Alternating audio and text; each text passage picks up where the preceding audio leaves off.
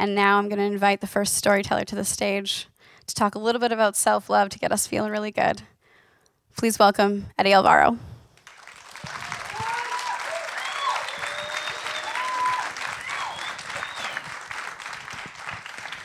Hi guys, I got some jokes for you today. No, I'm kidding. I'm not nervous. Okay, so yeah, my name is Eddy Alvaro. For you guys who don't know me, my name is Eddy Alvaro, and I like to dance. I like to do anything creative. And for you guys that do know me, there will be no dancing tonight. Sorry. Before I start, I had a good look at you guys before, but I mean, not that nothing's changed, but you guys look really, really good tonight. So, yeah. Actually, hold on. Sorry, pause there.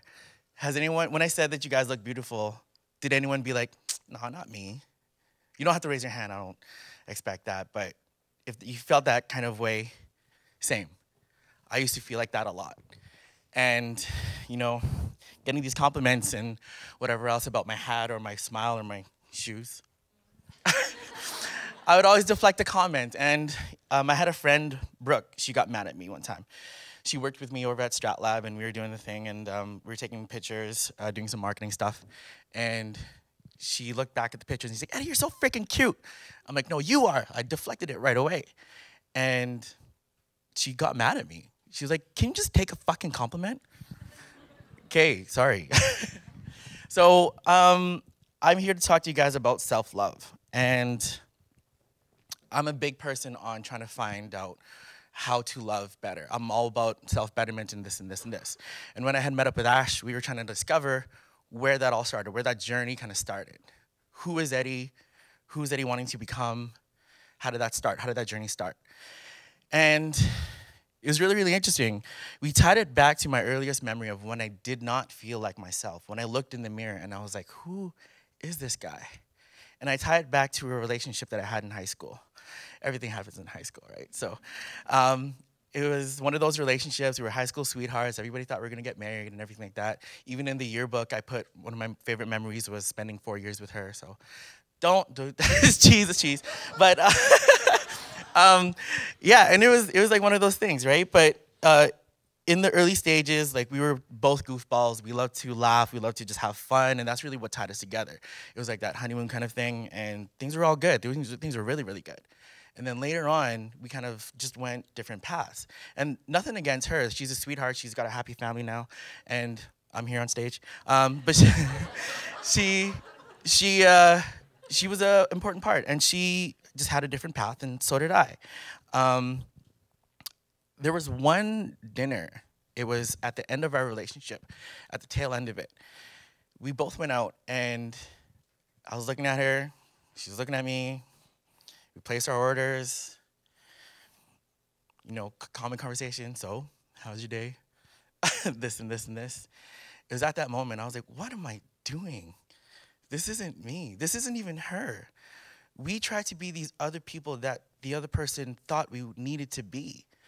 I was trying to be this prim, proper dude, like, out for a fancy dinner, when I really just wanted McDonald's in bed. Like, yo, how did... So, you know, like, why, how did it become to that? And, you know, there could have been ways that it could have swerved and maybe worked out, but I don't think I would have been the same person that I am today. So, looking back at that, I was trying to discover, after that relationship, we both kind of, it was mutual, and it was like a nice, clean breakup, and we both kind of knew that we were going different paths, and that was really, really cool. So we just kind of like cut it off there, and then after that, I made it my journey to fall back in love with myself. I wrote this thing like almost 10 years ago, actually. It was kind of funny. I wrote this thing, I have a verse from it, or like a little thing from it. It was called 1 + 1 = 2. And it was a note that I wrote on Facebook, and it was this big blog, and basically it's talking about how 1 is a whole number, and 1 + 1 = 2, two whole numbers. You're sharing a path together, not as one unit. So, okay, I'll get into that after that. Oh, you guys like my tattoo? Just kidding, it's not a tattoo, it's my notes. So I'm back on track. Who was Eddy? Okay, so Eddy, after that relationship, I needed to find out who Eddy was. I was like, what? How did I used to be? You explore. How do you create something? You explore. You try to find these different things. I rocked a mohawk for several years. I stunted a mustache and just tried all these different things. My style was crazy. I was trying to find things that made me me, what I loved. And I started to think about, what I did love, even growing up. I love dancing. I love performing. One of the things that really, really stuck out to me was a grade 6 Christmas concert. And we did XMAS remixed to YMCA, like XMAS, yeah. So it was really cool. And everybody was on stage, the class was on stage. I was down, I wasn't on stage with them. I was walking around here playing like a Grinchy kind of type. I was like, boo, Christmas, I didn't get any gifts this year. And as they're singing, I think it was like the last chorus, my classmate threw me a Santa hat, and I caught it. And then I looked at the crowd, and I was like, do I put it on? And they're like, yeah, put it on.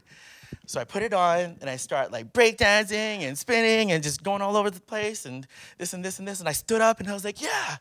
That was my first standing ovation ever. And that feeling was like, ooh. I know that I want to do this. So that kind of pursued that. So I wanted to get back into my dancing. I wanted to get back into designing. I love being creative and whatever else. What else is in my notes here? Yeah, going back to my passions, right? So I did that. I pursued dance in high school. We had a crew and everything. It was sweet. We did like halftime shows. I'm still involved in dance, which is really awesome. Vibes YQR, just a plug out there, hashtag. And even with design, like I work at Strategy Lab, I do some marketing. Hugging is another thing I do too. Happy Mother Huggers, shout out. And yeah, I just wanted to get back into my passions. After school, I went into a job at Access Communications, and I was their graphic designer for a few years. And it was cool because like right after high school, I get into post-secondary, and then I get into this career thing. So I thought that was big ballin' at like 19, 18 years old. And I was like, yo, let's go. I knew that I wanted out at year 4-ish. It was dope though because like I got to the top of my pay grade. I had benefits and this and this. I'm like, why? I love this. Like, why am I feeling this way? And even my vice president of marketing, he said to me, Eddy, you're bigger than this company. I didn't know what he meant at that time, but I'm like, okay. And then year 5, year 6, year 6.5 is when I knew that I needed to make that jump. I felt like, did I say this already? A caged bird? No, okay. So I felt like a caged bird who didn't know how to fly. They put me up to my limits, and they said that I could do anything that I want, but I was still within that cage. So I knew I needed to make that jump. And it was scary. I had nothing planned. And that was the biggest battle for me because it was something that I loved doing. How can you fall out of love with something like that? So I made a jump. I left Access and had no game plan. I did freelancing on the side, and then I got in touch with a former Access coworker who worked at Flip Restaurant. And he got me a job there. I had no kitchen experience. I had to impress 4 managers that that guy can do it. And I did.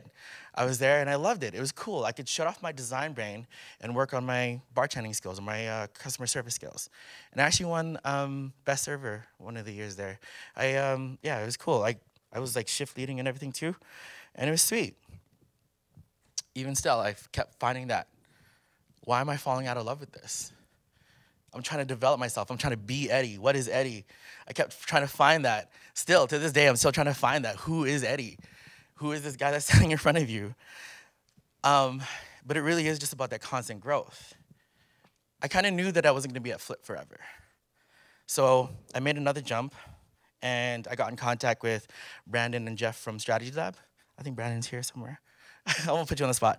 But I got in touch with them, and we started working together, and it was really, really cool because I felt like I found a place where I can finally speak my language. I always felt like I was this weird alien dude who just, when everyone went right, I went left, or, like, who wears the top hat like this with sneakers like this kind of thing. So I always wanted to be a rebel, but being a rebel is kind of lonely.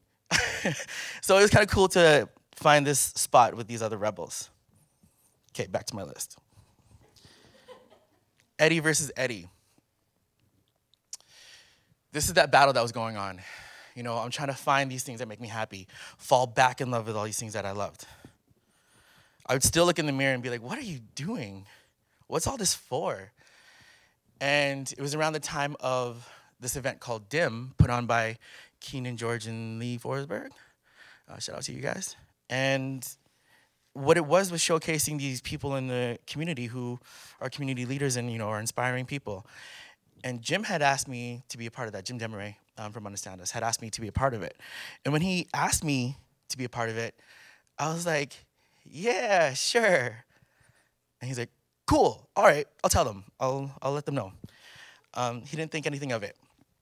So time comes for the DIM, the event, and I was really hesitant on going. I was like, no, they got my picture there. They don't need me. They have my quote. They don't need me there. And then I'm like, what are you doing? You can't do this to these guys. And so I took a shower at 8:30 p.m., and I pulled up to the room, and immediately, when the doors opened, I was greeted with all these smiles from faces that I knew and faces that I didn't know. And it was kind of cool. It was like, oh, okay, sweet. Hey, they like me. It's kind of cool. And, you know, I see Keenan, he gives me daps, and we shake it out. I see Ageless, and we just have a party. And it was dope. And kind of like at that moment, I had a huge reflection in my face. And this is so cheese. You guys can take notes if you want. This is so cheese, but it made me think about the sun, right? Like, it's nighttime right now, but the sun is still shining. It's still out there shining. So as much as I was beating myself up at that party, before that party, these people who were smiling at me, they saw the sunshine that I seemed to radiate. And I was really, really thankful for that. Post-DIM, I was still kind of uneasy, trying to find my bounce, what Eddy was. And it got the best of me. I knew these thoughts weren't happy, so I reached out to a friend, Jim Demaray, and I was like, yo, do you mind if we go for like a coffee or a chat sometime? And he's like, yeah, just let me know, A few minutes pass, and then he calls, and he goes, okay, if someone says, can we go for a chat, it's either like a right now kind of urgency or like, yo, you okay? So I'm happy that he called me on my bluff. We met up shortly. Excuse me, I nervous burp.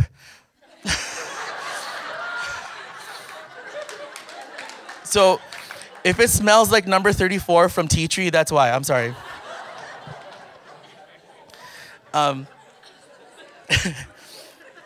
So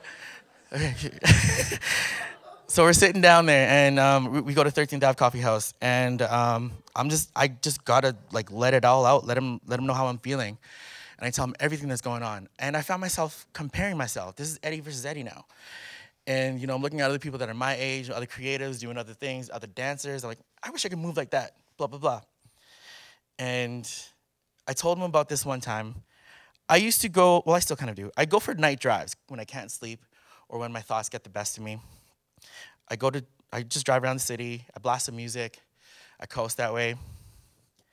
Then one night, I was in the South End, South Ring Road. You know where it gets really, really dark by the university? I thought to myself, what if I just veered off the road for a little bit? And when I had told that to Jim, his face kind of stopped, and I saw him take like a big swallow. And I was like, yeah, I had those kind of thoughts. And he didn't understand. His response was, but you're Eddy. And then that's when I was like, yeah, that's the problem. I didn't see myself the way that these guys saw me. And it beat me up. It beat me up pretty good. Luckily, you know, we got to talking, and we hashed it out, and he starts telling me about some coping mechanisms. And he challenged me when I go home and I look in the mirror to list 3 unique things that I love about myself. And then he was like, no, fuck it. Do that right now. Tell me 3 things that you uniquely love about yourself. I looked in the mirror, well, I didn't look in the mirror, but I was like, okay, I'm trying to think. I like my smile. I never had braces, so that's kind of cool. Yeah. I like how I can dance to anything. I'll be in like the elevator grooving and whatever else. And I like that I can create something out of nothing, be it with design or just like a dull moment. I still like to create stuff.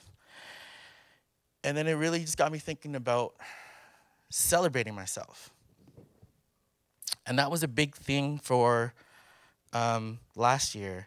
That was kind of my theme, was celebrate yourself. And again, it goes back to that sunshine. No one tells the sunshine to stop shining. It still fucking shines, right? It's still gonna shine. So I had to look back at all the things I did. Starting Mother Huggers with Mark Johnson.